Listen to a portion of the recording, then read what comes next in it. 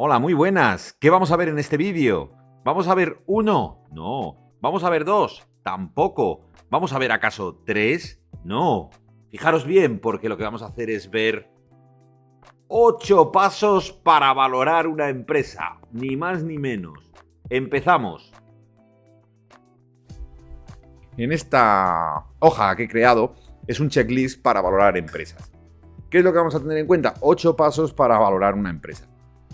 Vamos a empezar con el primero. Lo primero y más importante de todo, no me cansaré de repetirlo, es la comprensión del negocio. Es decir, tenemos que entender el negocio en el que estamos trabajando. ¿A qué me refiero con entender el negocio? Lo primero que vamos a hacer es mirar el modelo de ingresos. Si vende productos, vende servicios, si vende suscripciones.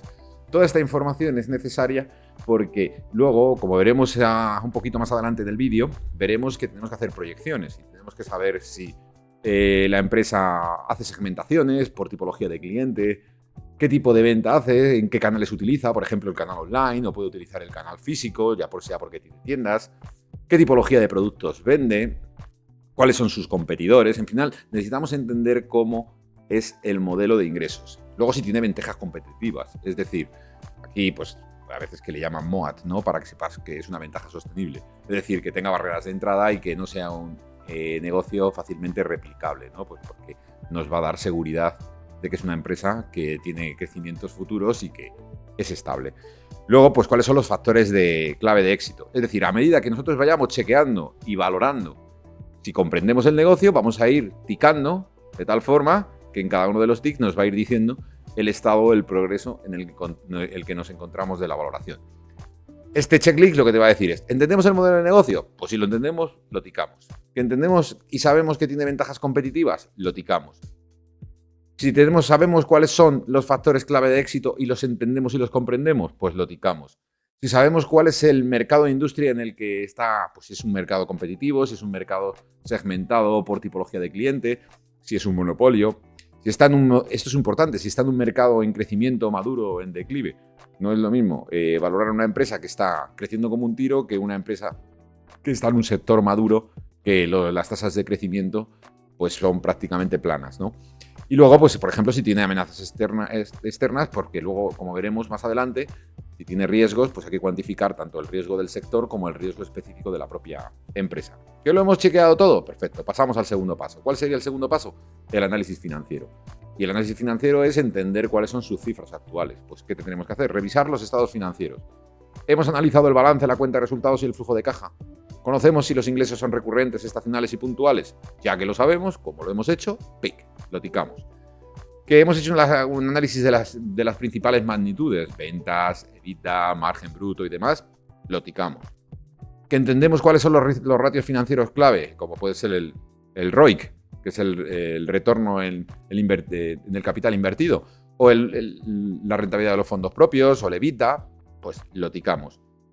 Hemos visto cómo genera los flujos de caja, si son constantes en las actividades operativas, es decir, que la caja no sea porque han vendido un edificio y ese año han pegado un pelotazo por la venta de un edificio y parece que tiene una caja positiva. Lo que tenemos que ver es la caja de las actividades ordinarias, si es positiva y es estable a lo largo de los años.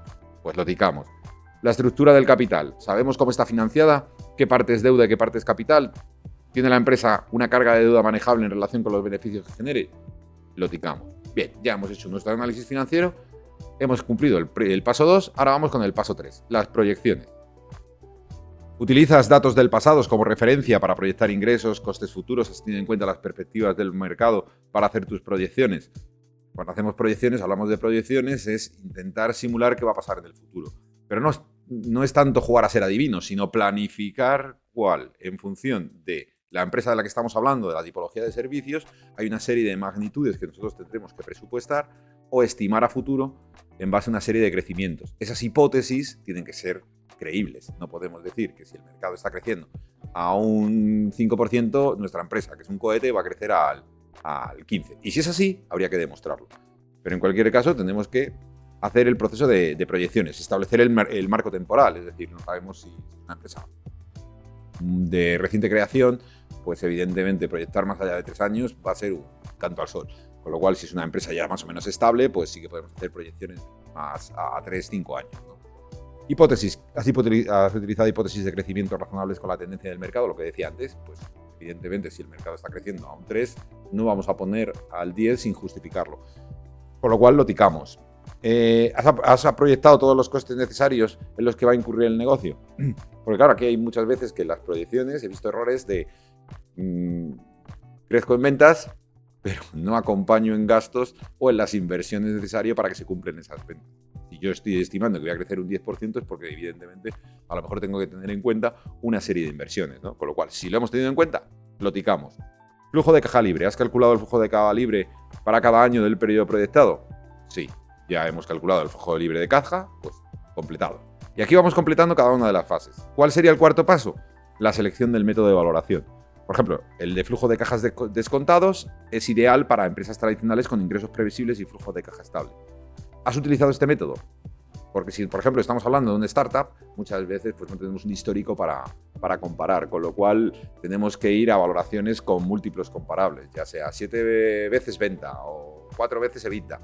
Y así se valoran las compañías y vamos viendo cómo están valorando empresas de circunstancias similares en operaciones similares, ¿no? ¿Que lo hemos comparado? ¿Hemos utilizado múltiplos comparables? Pues lo ticamos.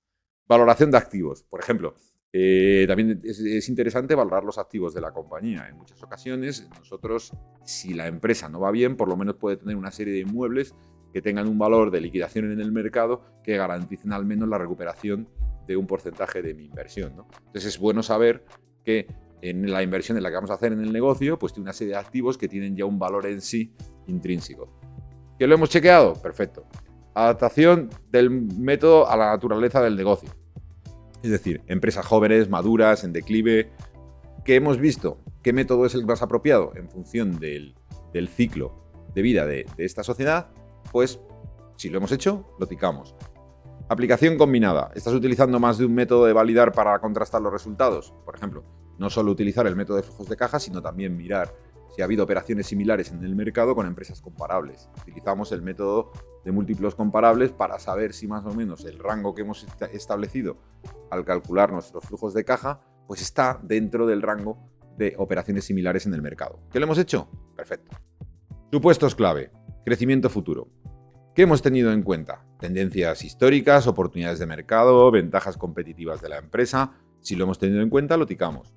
El coste de capital, que es el WACC, que es el Weighted Average Cost of Capital, considerando la estructura de deuda y el costo de la tasa de riesgo y el retorno esperado por los accionistas. Esto es un cálculo para descontar los flujos de caja.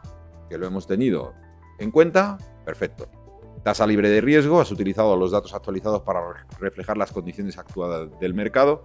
La tasa libre de riesgo, dependiendo de la época en la que nos encontremos, pues será una u otra. Lo hemos tenido en cuenta. Perfecto. Riesgo específico. Cuando hablamos de riesgo específico es no solo el riesgo del mercado, puede ser un riesgo específico del sector o puede ser incluso que la empresa en sí tenga una serie de riesgos diferentes a los que pueden tener otras empresas del mismo sector. ¿Que los hemos evaluado, los hemos tenido en cuenta? Perfecto. Tasa de crecimiento a perpetuidad. ¿Has definido un crecimiento conservador para el cálculo del valor terminal del último flujo de caja? Es decir, como hemos hecho una proyección, imagina, a 5 años, el quinto año tiene un flujo de caja. Eso tenemos que hacer una proyección de crecimiento a perpetuidad. Ese crecimiento a perpetuidad tiene que ser conservador, no nos podemos volver locos. ¿Que lo hemos hecho? Perfecto. Ahora vamos con la ejecución del análisis. Sexto paso. Tenemos el valor presente neto. Hemos calculado el valor presente de los flujos de caja usando el WACC. ¿Que sí? Perfecto. Valor terminal. Has determinado el valor resultado de la empresa al final del horizonte de la proyección. Como hemos dicho, hemos establecido un crecimiento a perpetuidad y tenemos que saber cuál es el valor actual de ese crecimiento a perpetuidad, que sería el valor residual. Perfecto, lo hemos hecho. Análisis de sensibilidad. Cuando hablamos de análisis de sensibilidad es manejar distintas hipótesis, como estamos valorando en función de una serie de proyecciones, una serie de hipótesis.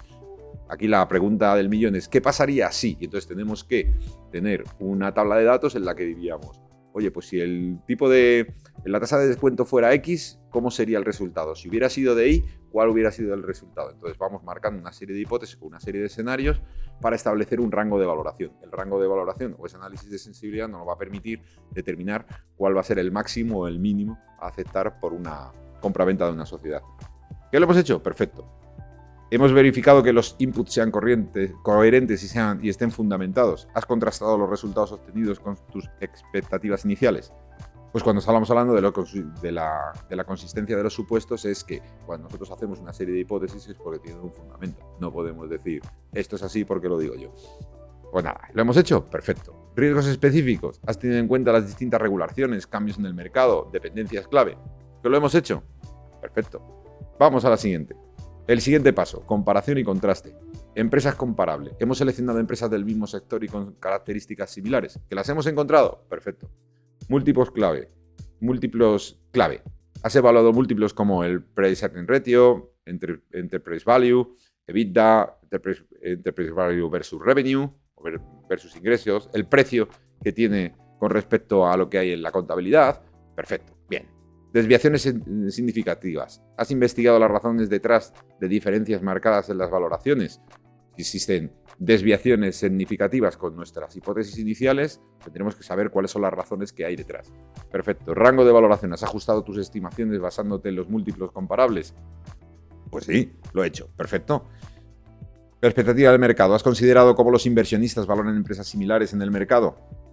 Si lo hemos visto, perfecto. Aquí lo que vamos a hacer es una guía, un checklist de todos los pasos que tendríamos que ir pasando para que finalmente, en el último paso, que sería la documentación y presentación, tendríamos que presentar un resumen ejecutivo explicando de manera clara y breve cómo hemos llegado a la conclusión de esa valoración. Si hemos presentado el resumen ejecutivo, perfecto. Vamos a presentarlo con gráficos y tablas para que sea de forma más visual, que la gente, incluso que no sea financiera, sea capaz de entender cómo has llegado a tu propia valoración. Hemos explicado los supuestos, hemos justificado las tasas de crecimiento, las metodologías utilizadas y los inputs. Pues vamos a documentarlo. El rango de valoración, has ofrecido un rango en lugar de un número exacto, explicando las variaciones posibles. ¿Sabemos cuáles son los máximos y los mínimos de esa valoración? Pues también lo documentamos. Para que no nos cerremos a un único precio, sino que parejemos una serie de rangos máximos y mínimos. Recomendaciones. ¿Has concluido tu análisis con pasos claros sobre cómo usar la valoración y cuáles son las consideraciones finales? ¿Has emitido una opinión sobre si es una inversión atractiva, una empresa sobrevalorada o hay opciones mejores en el mercado? Claro, si dentro no somos capaces de emitir una valoración y decir, oye, pues mira, en función de la inversión que tenemos que cometer, hay oportunidades mucho más rentables ahí fuera. No te recomendaría invertir en esta empresa porque es demasiado cara. Pues si hemos hecho esa valoración, perfecto. Ya tendríamos el 100% de nuestra valoración completa. Estos son los pasos 8 que yo recomiendo seguir para tener una valoración de 10. Muchas gracias y espero que te haya gustado el vídeo.